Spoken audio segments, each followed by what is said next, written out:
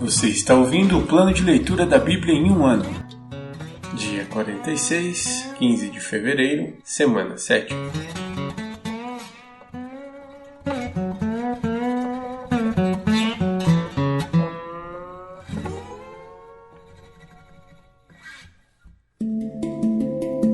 Novo Testamento.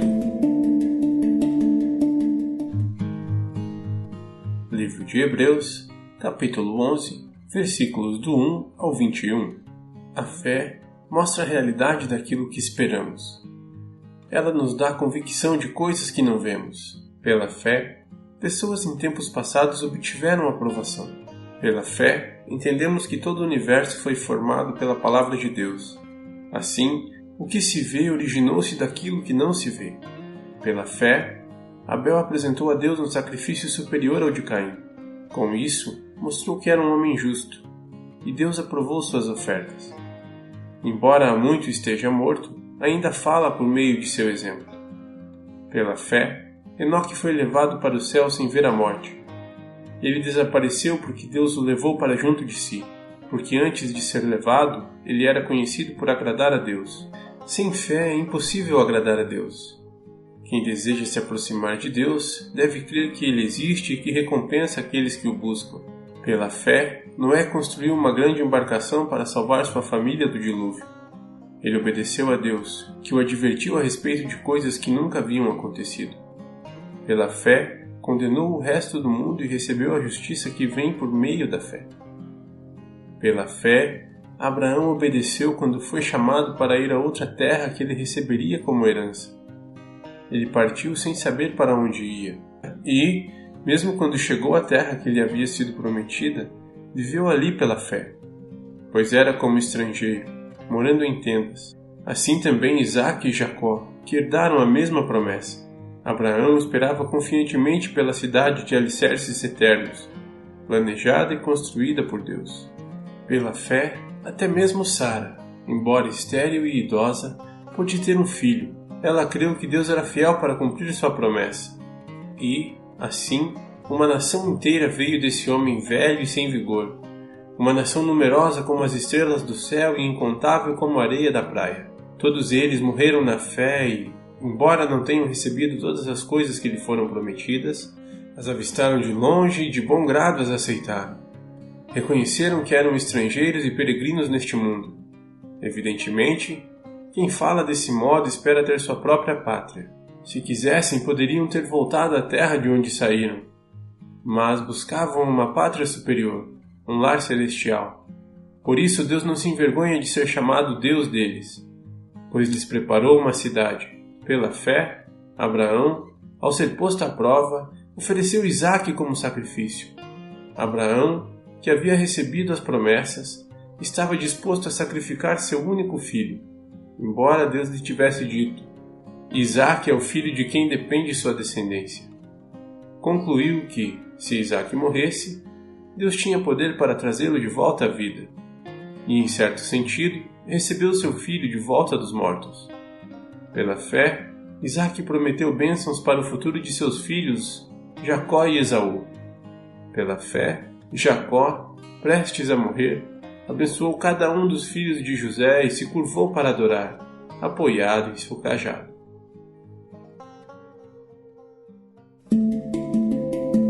Antigo Testamento, Pentateuco ou Torá.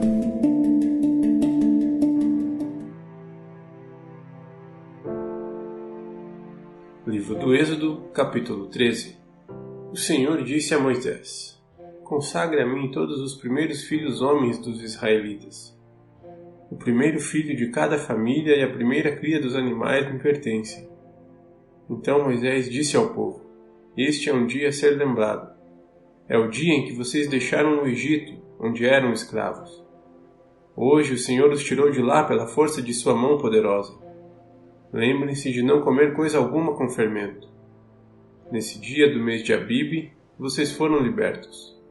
Depois que o Senhor os fizer entrar na terra dos cananeus, dos hititas, dos amorreus, dos heveus e dos jebuseus, celebrem esta cerimônia neste mesmo mês, a cada ano.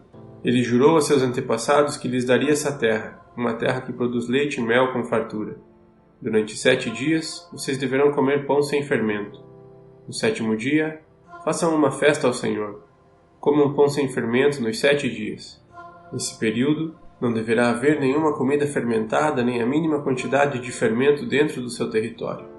No 7º dia, cada um explique a seus filhos: hoje celebro aquilo que o Senhor fez por mim quando saí do Egito. Essa festa anual será um sinal visível para vocês, como uma marca gravada na mão ou um símbolo colocado na testa. Ela servirá para lembrá-los sempre de manter as instruções do Senhor em seus lábios, pois o Senhor os resgatou do Egito com mão poderosa. Portanto, cumpram a ordem de realizar a festa a cada ano na data estabelecida. É isto que farão quando o Senhor cumprir o juramento dele a seus antepassados. Quando ele lhes der a terra onde hoje vivem os cananeus, apresentem ao Senhor todos os primeiros filhos homens e todos os machos das primeiras crias, pois pertencem ao Senhor.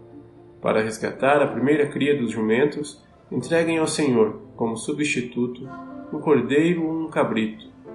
Caso não resgatem o animal, terão de quebrar o pescoço dele. Quanto aos primeiros filhos homens, será obrigatório resgatá-los.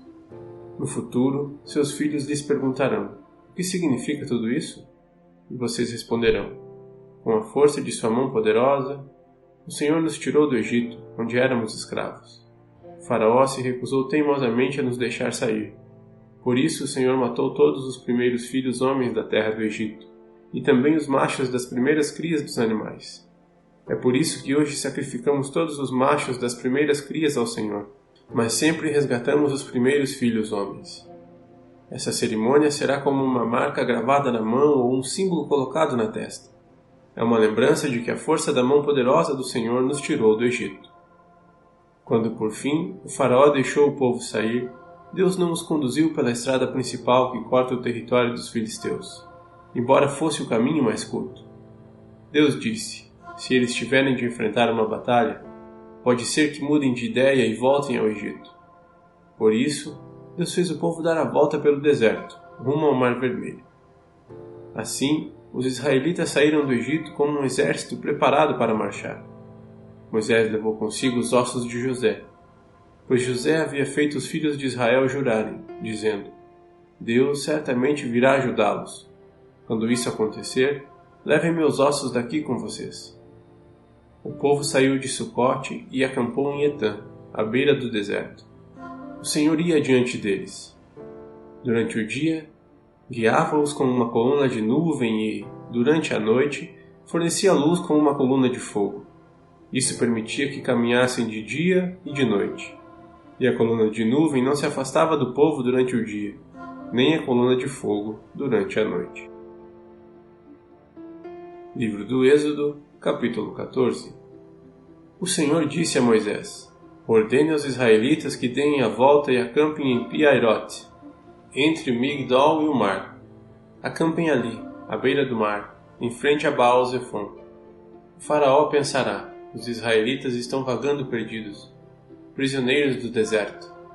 Mais uma vez, endurecerei o coração do faraó, e ele os perseguirá. Planejei tudo isso para mostrar minha glória por meio do faraó e de todo o seu exército. Então os egípcios saberão que eu sou o Senhor. E os israelitas assim fizeram. Quando o rei do Egito soube que o povo de Israel havia fugido, ele e seus oficiais mudaram de ideia. O que fizemos? Perguntavam. Como podemos deixar todos os escravos israelitas escaparem? Então o faraó mandou preparar sua carruagem e convocou suas tropas. Levou consigo 600 dos melhores carros de guerra, além das demais carruagens de batalha do Egito, cada uma com seu comandante. O Senhor endureceu o coração do faraó, rei do Egito, para que ele perseguisse os israelitas, que haviam partido triunfantemente. Os egípcios os perseguiram com todas as forças do exército do faraó, todos os seus cavalos e carros de guerra, cavaleiros e tropas, e os alcançaram no acampamento em Pi-Hahirote, à beira do mar, em frente a Baal-Zefon. Quando o faraó se aproximava, os israelitas levantaram os olhos e viram os egípcios marchando contra eles. Em pânico, clamaram ao Senhor e disseram a Moisés: por que você nos trouxe ao deserto para morrer? Não havia sepulturas no Egito? O que você fez conosco? Por que nos forçou a sair do Egito? Quando ainda estávamos no Egito, não lhe avisamos que isso aconteceria? Dissemos, deixe-nos em paz. Continuaremos a servir os egípcios. Afinal, é melhor ser escravo no Egito que ser um cadáver no deserto. Moisés, porém, disse, não tenham medo. Apenas permaneçam firmes e vejam como o Senhor os resgatará neste dia. Vocês nunca mais verão os egípcios que estão vendo hoje. O próprio Senhor lutará por vocês. Fiquem calmos.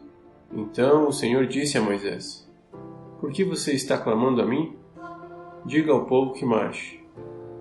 Tome sua vara e estenda a mão sobre o mar. Divida as águas para que os israelitas atravessem pelo meio do mar, em terra seca. Endurecerei o coração dos egípcios, e eles virão atrás de vocês. Mostrarei minha glória por meio do faraó e de suas tropas, seus carros de guerra e seus cavaleiros. Quando minha glória se manifestar por meio do faraó e de seus carros de guerra e seus cavaleiros, todo o Egito a verá e saberá que eu sou o Senhor. Então um anjo de Deus que ia adiante do acampamento de Israel se posicionou atrás do povo. A coluna de nuvem também mudou de lugar. Foi para a retaguarda e ficou entre o acampamento egípcio e o acampamento de Israel. A nuvem escura trouxe trevas para os egípcios, mas luz para os israelitas. Com isso, os dois grupos não se aproximaram durante toda a noite. Então Moisés estendeu a mão sobre o mar e, com um forte vento leste, o Senhor abriu caminho no meio das águas. O vento soprou a noite toda, transformando o fundo do mar em terra seca. E o povo de Israel atravessou pelo meio do mar, caminhando em terra seca, com uma parede de água de cada lado. Os egípcios, com todos os seus cavalos, carros de guerra e cavaleiros, perseguiram o povo até o meio do mar. Mas, pouco antes de amanhecer, do alto da coluna de fogo e de nuvem, o Senhor olhou para o exército dos egípcios e causou grande confusão entre eles. Ele travou as rodas dos carros, dificultando sua condução. Fujamos daqui, para longe do povo de Israel, gritaram os egípcios. O Senhor está lutando por eles e contra o Egito. Então o Senhor disse a Moisés, estenda a mão sobre o mar outra vez, e as águas correrão fortemente de volta a seu lugar e cobrirão os egípcios, seus carros de guerra e seus cavaleiros. Assim, ao amanhecer, Moisés estendeu a mão sobre o mar, e as águas voltaram fortemente a seu lugar. Quando os egípcios tentaram escapar, foram de encontro às águas, e o Senhor os arrastou para dentro do mar. As águas voltaram e cobriram todos os carros de guerra e cavaleiros. Todo o exército do faraó, nenhum dos egípcios que havia perseguido os israelitas até o meio do mar sobreviveu. O povo de Israel, por sua vez, atravessou pelo meio do mar, em terra seca, enquanto as águas formavam uma parede de cada lado. Foi assim que o Senhor libertou Israel das mãos dos egípcios naquele dia, e os israelitas conseguiam ver os cadáveres dos egípcios na praia. Quando o povo de Israel viu o grande poder do Senhor contra os egípcios, encheu-se de temor diante dele e passou a confiar no Senhor e em seu servo Moisés.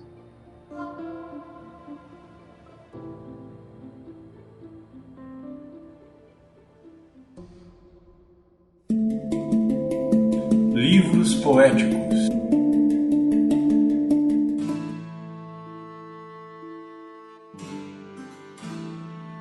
Livro de Provérbios, capítulo 5. Meu filho, preste atenção à minha sabedoria. Ouça bem meu conselho prudente. Assim você mostrará discernimento, e seus lábios expressarão o que aprendeu.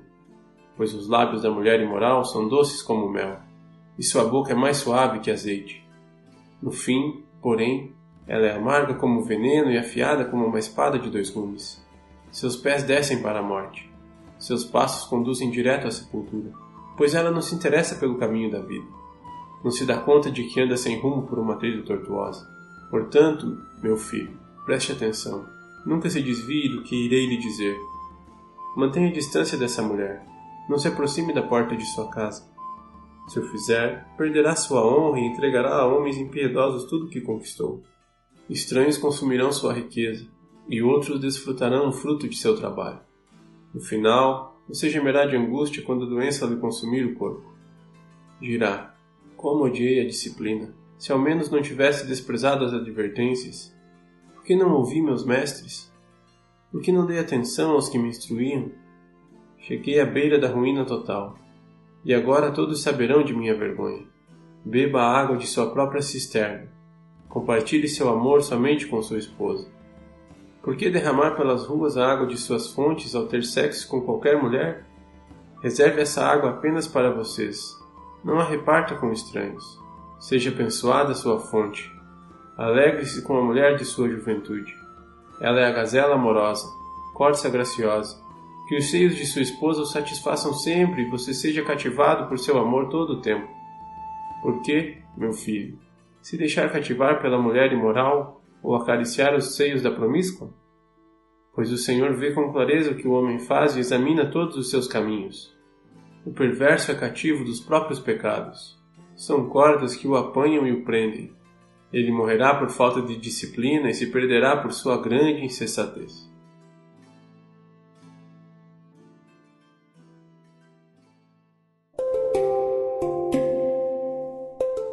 Versículo da semana.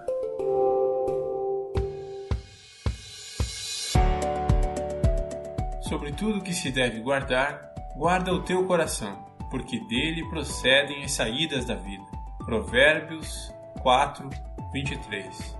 Sobre tudo que se deve guardar, guarda o teu coração, porque dele procedem as saídas da vida.